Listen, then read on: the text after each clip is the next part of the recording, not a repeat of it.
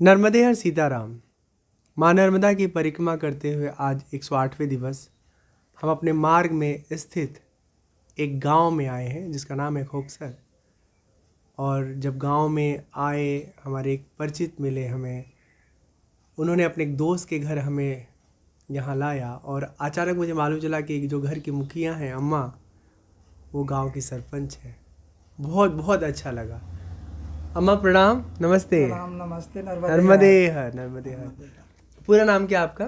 श्रीमती लक्ष्मी गौर। सरपंच बनने के बाद जो भूमिका आपके जीवन में बना, उसको लेके आपको कैसा फील होता है? बहुत अच्छा लगा। बहुत अच्छा लग रहा है। हाँ।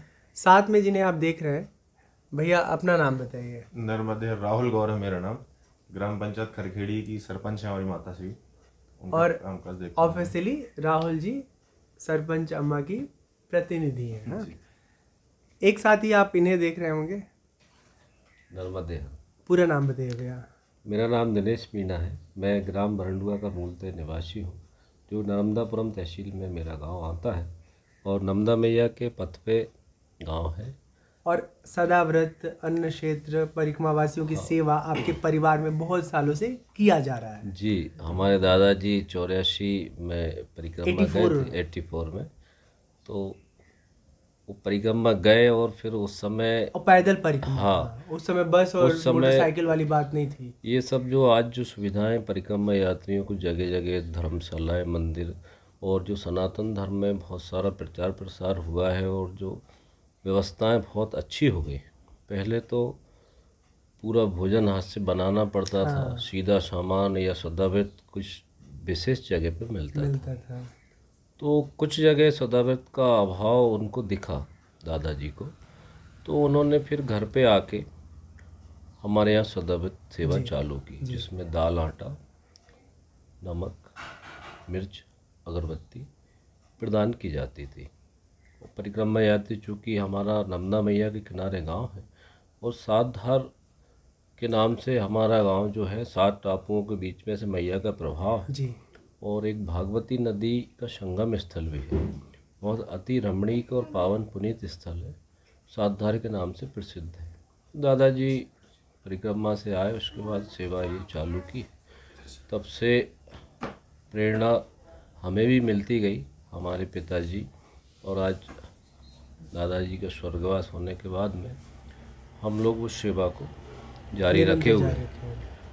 आज परिक्रमा यात्री कम लेते हैं सदाव्रत, क्योंकि जगह जगह धर्मशाला, बने मंदिर बनाए भोजन मिल जाते हैं। जी, तो हमने फिर उसमें थोड़ा सुधार करते हुए परिक्रमा के लिए सदाव्रत तो है ही, उसके साथ में चाय है, बिस्किट है, फलाहार, स्वल्पाहार वगैरह व्यवस्था रखी है।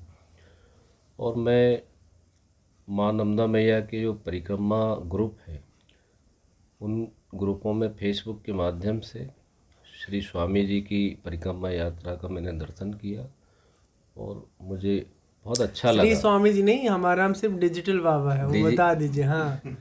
हमारे जो सामने बैठे हैं स्वामी श्री राम शंकर जी, डिजिटल बाबा के नाम से इनको पहचाना जाता है।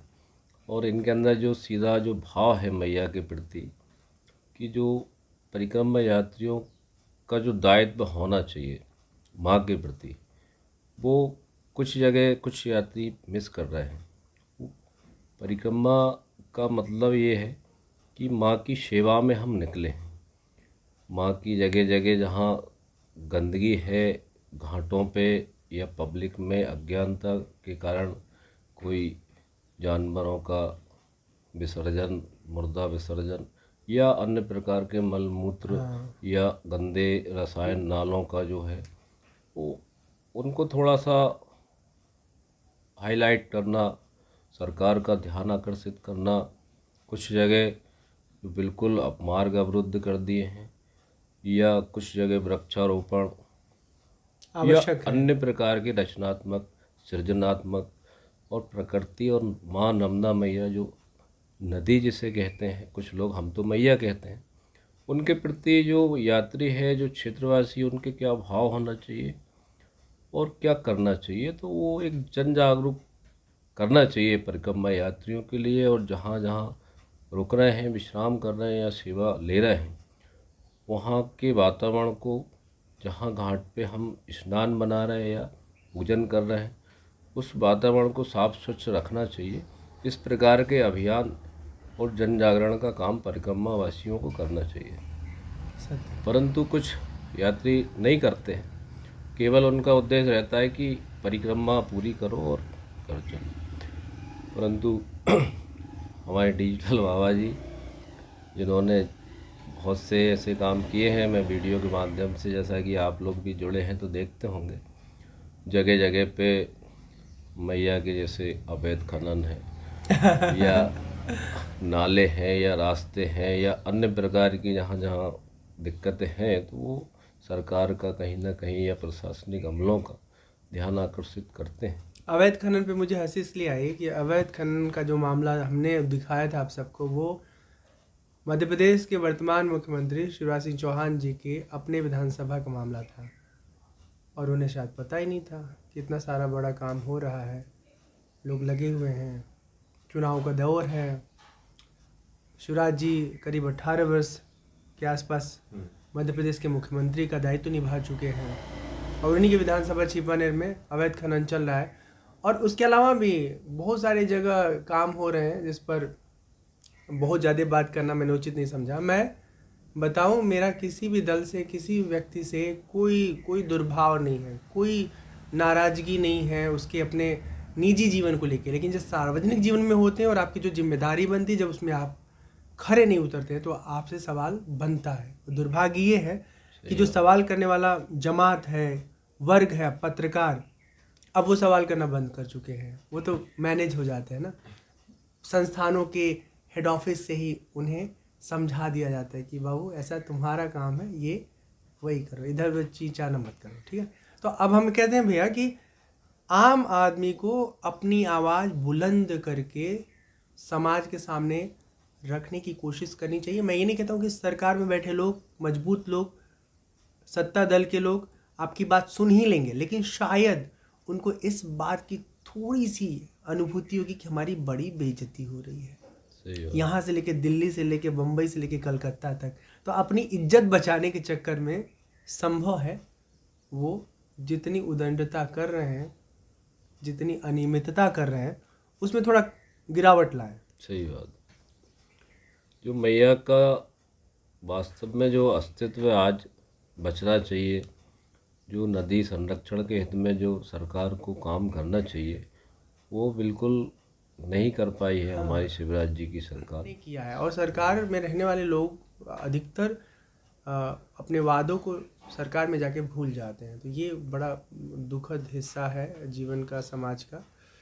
और बीजेपी कांग्रेस दो ही यहाँ पे दल है। बस अपना तो यही कहना है कि जो वर्तमान स्थिति मैया की, उसके प्रति सरकार कोई भी हो, अपनी जिम्मेदारी निर्वाह करें। हमें तो इतना निवेदन है कि जो मैया के प्रति जो जिम्मेदारी होना चाहिए, चाहे अवैध खनन हो, चाहे गंदे नाले हों, चाहे अतिक्रमण हो, चाहे विषैला रसायन हो, या अनेक प्रकार के जो मामले हैं, उन पे सरकार और संबंधित अधिकारी बिल्कुल उनको ध्यान केंद्रित करना चाहिए और उनके संरक्षण और उनके हित में अच्छे योजनाएं, चाहे वृक्षारोपण हो या अन्य प्रकार से करना चाहिए, ताकि हमारा पूरा समाज और आने वाली जो हमारी पीढ़ी है और हमारी मैया, सबका बचाव हो सके। मैं बस यही निवेदन करूंगा कि जो भी इस वीडियो को देखें, वो सरकार तो ठीक है, कर रही नहीं कर रही वो अपनी जगह है,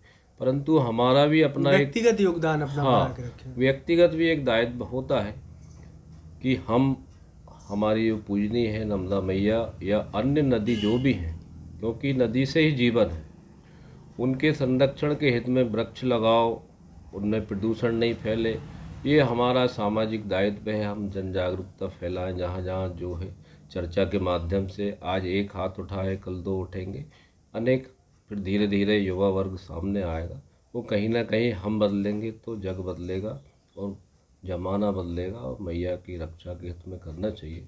ज़्यादा कुछ नहीं कहूँगा, बस नर्मदे हर मैया को साफ स्वच्छ बनाए रखें। जो पूजा पाठ के उपरांत बचे हुए सामग्री होते हैं, कई बार हम ही में से कई लोग ले जाके पन्नी में बांध करके फेंक देते हैं नर्मदा मैया में, गंगा मैया में, सरयू मैया में।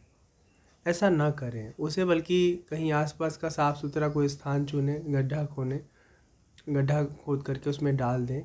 वो धीरे धीरे मिट्टी में मिल जाएगा, इसमें कोई दोष नहीं है। लेकिन अनावश्यक चीज़ें जो ख़राब हो चुकी हैं, जो उपयोगी नहीं हैं, उनको उठा के आप डालते हैं। एक तरफ से हम कहते हैं ये हमारी माँ है, और फिर उन्हीं में ये बेकार की चीज़ डालते हैं, अनुपयोगी चीज़ें डालते हैं। वो सही नहीं है, व्यवहारिक तौर पे बहुत गलत है। तो कालांतर में बहुत लोग ऐसा करते आ रहे होंगे, उनको देख देख के हम भी करते आए हैं। मुझे भी याद है कि पूजा के बाद, हवन के बाद जो उसका राख बचा हुआ है वो नदी में विसर्जित करने हम चले जाते थे। समझदारी आ जाए तो उन गलतियों को दोहराना नहीं चाहिए, ठीक। और नर्मदा मैया के संदर्भ में मैं विशेष तौर पे इस बात मेंशन करना चाहता हूँ कि केवल मैया के द्वारा खेतों की सिंचाई नहीं होती। बहुत सारे शहरों के लोग नर्मदा मैया के जल से गुजारा करते हैं, है ना। सही बात। आप सोचिए, जब उनकी नज़र पड़ती होगी कोई नाला आके मैया में मिल रहा है, और वही जल उनके घर में पीने के काम आ रहा है, भोजन पकाने के काम आ रहा है, बर्तन धुलने, खाना बनाने के काम आ रहा है, कितना पीड़ा होता होगा। हम तो अंदर से काँप जाते हैं, मतलब हमारे पास अधिकार नहीं है कि हम कुछ कर पाएँ, और सरकारें इस बारे में सोच नहीं रही हैं। कम से कम उन जगहों को जो खराब जल, अवशिष्ट जल मिल रहे हैं मैया में, अगर कोई फिल्ट्रेशन प्रोसेस के ज़रिए, कई बार ऐसा होता है कि कोई गांव ऊंचाई पे है, सही बात। उलुढ़क करके कुछ भी कोशिश कर लो, पानी नीचे ही आएगा। तो ऐसे हाल में फिल्ट्रेशन का प्रोसेस कुछ रखा जाए तो अच्छा होगा कि जल थोड़ा विकृत रूप अपना त्याग करके और थोड़ी शुद्धता के साथ मैया में मिलेगा, और मैया का जो स्वरूप है, तात्विक रूप, वो ठीक रहेगा। अम्मा, ये बातें थोड़ी लंबी हो गई, जो कि वो इम्पोर्टेंट बात कर रहे थे गांव के विकास को लेकर के। आप कुछ क्या सोचती हैं? और गांव का विकास छोड़िए, महिलाओं के सशक्तिकरण के लिए, उनको शैक्षणिक तौर पर सबल बनाने के लिए, मजबूत बनाने के लिए, या वो लड़कियां जो पहले आपके ज़माने में तो नौकरी कराना बड़ा मुश्किल होता था ना, अब बेटी घर पे नौकरी, बाहर नहीं जाएगी, घर में रहेगी, घर की इज्जत है। अब आप कैसे देखती हैं, बेटियों को नौकरी करनी चाहिए कि नहीं करनी चाहिए? हाँ, करनी चाहिए ना, आजकल तो सब करती हैं। पढ़ाई भी कराना चाहिए। हाँ। हाँ। तो आप आजकल की बेटियों से क्या कहना चाहती हैं? पढ़ना लिखना, सर्विस करना। हाँ, और साथ ही साथ जो अम्मा बाद में बताती हूँ, मैं कह रहा हूँ कि पढ़ो लिखो, आगे बढ़ो भैया, पर ज़मीन पर खड़े भी रहो। ऐसा भी देखा जाता है, हम ज़्यादा पढ़ने लिखने में बुद्धि उनकी खिसक जाती है, मतलब सबकी मैं बात कर रहा हूँ। सही है महाराज जी, सही है। अपने संस्कारों को हम भूल जाते हैं। तो खूब पढ़िए लिखिए, लेकिन अपने कुल खानदान परंपरा का निर्वाह भी साथ साथ करेंगे तो आपकी ज़िंदगी हमेशा आदर्श बनी रहेगी, प्रेरक बनी रहेगी। कुछ आप कहना चाहेंगे सब बातचीत के साथ, अगर कुछ मन में विचार है, ख्याल है? महाराज जी जिस उद्देश्य को लेके परिक्रमा में चल रहे हैं, अभी तक मुलाकात के दौरान जितनी भी बातें हुई, उनको सुन के बहुत अच्छा लगा कि इनके यात्रा के साथ साथ इनके मन में एक पीड़ा है, कसक है कि हम इसको कैसे सुधार सकते हैं। समाज सुधार के लिए जो भी बातें कर रहे हैं महाराज जी, उनको सुन के बहुत अच्छा लग रहा है। और आगे जो भी वीडियो देख रहे हैं उन सबसे उम्मीद करते हैं कि वो महाराज जी की बातों का अनुसरण करें। नर्मदे हर। नर्मदे हर, सीताराम। सीताराम।